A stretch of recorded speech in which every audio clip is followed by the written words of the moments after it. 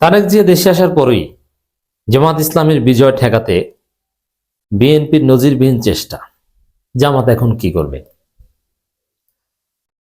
বিএনপির কোনো চেষ্টা যে সফল হবে না তার বড় দলিল হচ্ছে যে বিএনপির চেষ্টা মূলত ভারতকে নিয়ে, আর বাংলাদেশের জনগণ ভারতের আধিপত্যবাদের বিরুদ্ধে জিরো টলারেন্স, যেটা শাহবাগে ইনকিলাব মঞ্চের নেতৃত্বে জনতার অবস্থান দেখে আপনি বুঝতে পেরেছেন যে বাংলাদেশের মানুষ স্বতঃস্ফূর্তভাবে ভারতের বিরুদ্ধে রাস্তায় নেমে পড়বে। অতএব ভারতের কোনো প্রজেক্ট দিয়ে কোনো ষড়যন্ত্র বাংলাদেশের বাস্তবায়ন হবে না। এটা 5 আগস্টেই এর পতন হয়েছে। বিএনপি সেই পুরনো রাস্তায় হাঁটছে। দর্শক, জামাত ইসলামের সেক্রেটারি জেনারেল একটা গুরুত্বপূর্ণ বক্তব্য, আমাদের অগ্রযাত্রা রুখে দেওয়ার ষড়যন্ত্র দেখতে পাচ্ছি মিয়া গোলাম পরোয়ার।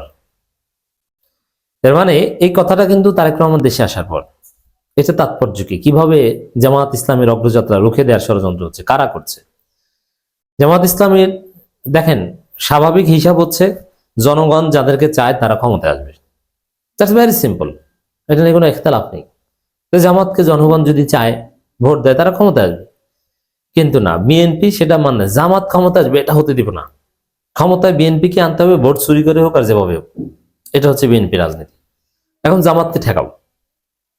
তাহলে জামাতকে ঠেকানোর এই কাজটা কারা করছে? উত্তর হচ্ছে বিএনপি করছে। এবং এটা এতদিন যা না হয়েছে তারেক রহমান দেশে আসার পর বেশি হচ্ছে। কিভাবে হচ্ছে আপনাদেরকে দেখিয়ে দিই। যে আমাদের সেক্রেটারি জেনারেল বলেছেন, আর আমি আপনাদেরকে এক্সপেরিমেন্ট করে হাতে কলমে দেখিয়ে দিই। জামাতের অগ্রযাত্রা গণতন্ত্রপন্থী বাংলাদেশপন্থী শক্তির অগ্রযাত্রা, ভারতের আধিপত্যবাদের বিরুদ্ধের শক্তির অগ্রযাত্রা রুখে দেওয়ার ষড়যন্ত্র কিভাবে হচ্ছে আসুন দেখি।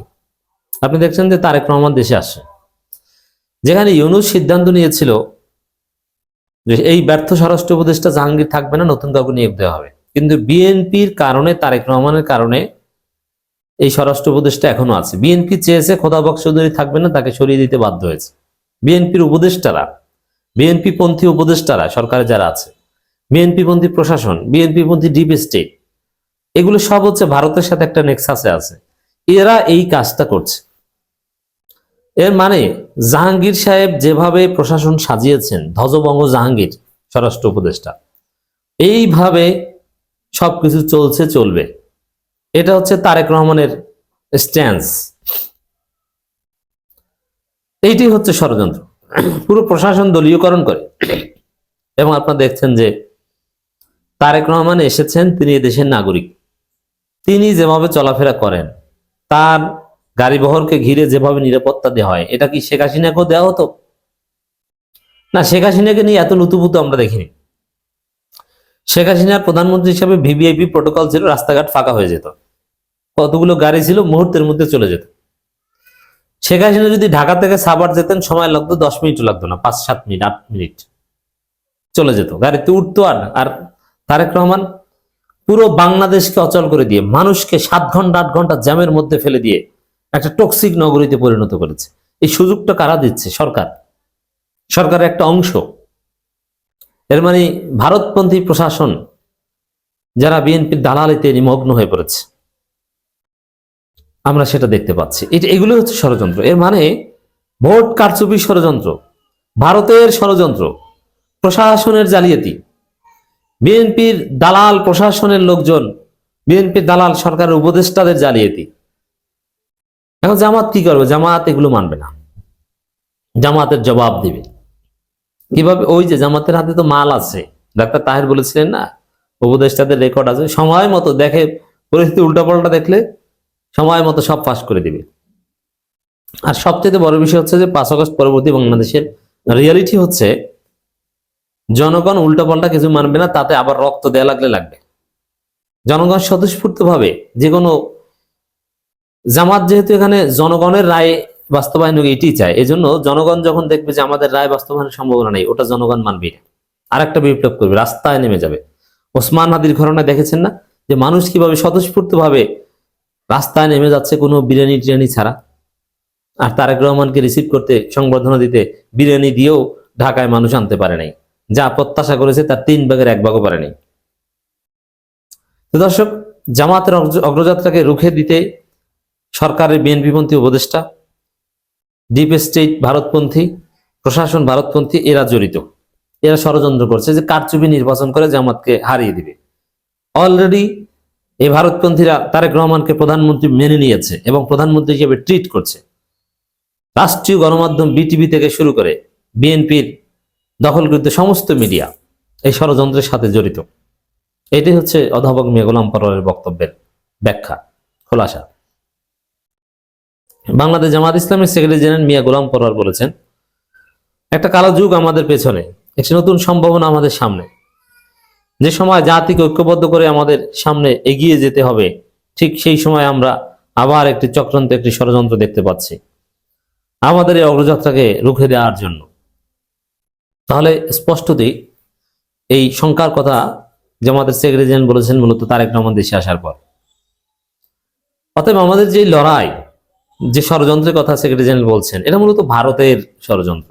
অতএব ভারতের আধিপত্যবাদের বিরুদ্ধে সোচ্চার হলে তারেক রহমানের বিরুদ্ধে আলাদাভাবে নতুনভাবে কিছু বলার নেই। Tarique Rahman equal to Bharat, Bharat equal to বাংলাদেশে তারেক রহমান। ভারপ্রাপ্ত শেখ হাসিনা ইজ তারেক রহমান, ভারপ্রাপ্ত Awami League is BNP. Just mind it, আর কিছু লাগবে না। অতএব এগুলো কি জনগণ মানবে? না। কিন্তু আমাদের আবার রাস্তায় নামতে হবে, ভারতের আধিপত্যবাদের বিরুদ্ধে আবার যুদ্ধ করতে হবে, লড়াই করতে হবে। এটা দুর্ভাগ্যজনক। এটা 5 আগস্টই দফারফা হয়ে গেছে বলে আমরা ধরে নিয়েছিলাম, কিন্তু আজকে এই পরিস্থিতির জন্য দায়ী তারেক রহমান। তিনি ভারতকে বাংলাদেশে নিয়ে এসেছেন, ইন্ডিয়ান হেজিমনি বাংলাদেশে নিয়ে এসেছেন, কিন্তু এটা বাস্তবায়ন করতে পারবেন না। তিনি হতাশ হয়ে চলে যেতে পারেন। আবার তার রাস্তা লন্ডনে তিনি ক্লিয়ার রেখে এসেছেন। ওই যে বাসায় থাকতেন, ওই বাসা ছাড়ছেন কিনা আমি খোঁজ দিতে পারিনি, মনে হয় ছাড়েন নাই, তালা দিয়ে এসেছেন। একটা হচ্ছে যেহেতু বাসা নিজের না, তালা দিয়ে আসতে তো আপনাকে ভাড়া দিতে হবে। আর যে না আমি আর থাকবো না ভাই, আমরা নতুন লোক দেখেন, সে নতুন লোক দেখেন এটা মনে হয় বলে আসে নাই। পরোয়ার বলেন, জুলাই গণঅভ্যুত্থানে যে বিপ্লব, যে সংগ্রামের বাংলাদেশ রাজনীতির পরিবর্তন হলো, আমরা এই জাতি একটি মানবিক বাংলাদেশ দেখার অপেক্ষা আছি। এই সংগ্রাম ইসলামী ছাত্র শিবির ছিল দুঃসাহসী, নির্ভীক, বিজয়ী বীর। অনেক আত্মত্যাগ, অনেক শাহাদাত, রক্তের বিনিময়ে আজকে আমরা এখানে এসে পৌঁছেছি। শিবিরের সদস্য সম্মেলনে এই আলোড়ন সৃষ্টিকারী বক্তব্য মিয়া গোলাম পরোয়ার দিয়েছেন। তিনি বলেন, ইসলামী ছাত্র শিবির তথা আধিপত্যবাদ বিরোধী ইসলামী জনতার এই সংগ্রামকে ঠেকাতে সন্ত্রাস দিয়ে যখন তারা পারেনি, তখন তারা মিথ্যার অপপ্রচার, নানা প্রযুক্তি দিয়ে জাতিকে বিভ্রান্ত করে আমাদের আবার সে পেছনে ফেলে দিতে চায়। খালেদা জিয়াকে কি তারেক রহমান দেখেছে জীবিত না মৃত? কোনো প্রমাণ বিএনপি দিতে পারেনি। খালেদা জিয়ার আপডেটও দেয় না এখন, এবং মিথ্যা আপডেট দেয়। কি যে তারেক রহমান দেশে আসবে শুনে খালেদা জিয়া উচ্ছ্বসিত বা খুশি, সমকালের রিপোর্ট। অথচ খালেদা জিয়া কোনো চিকিৎসায় রেসপন্সই করছেন না। আচ্ছা, কোন রকম জীবিত থাকলে তারেক রহমান দেখতে গেছেন এটা নিয়ে তো একটা ছবি আসতে পারতো, কিন্তু এআই জেনারেটেড বিভিন্ন ছবি বিএনপি প্রচার করে, বিএনপির লোকজন, কিন্তু কোনো ছবি দিতে পারে না। কেন দিতে পারে না? অনেকে বলে যে ওই যেদিন কাতারের এয়ার অ্যাম্বুলেন্স আসে নাই, ওই দিনেই তার খালেদা জিয়া মারা গেছে।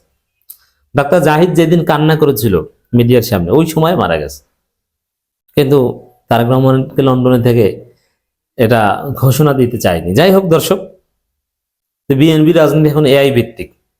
তারেক রহমানের সংবর্ধনা স্থলে লোক হয় না, এই জন্য এআই দিয়ে লোক তৈরি করে।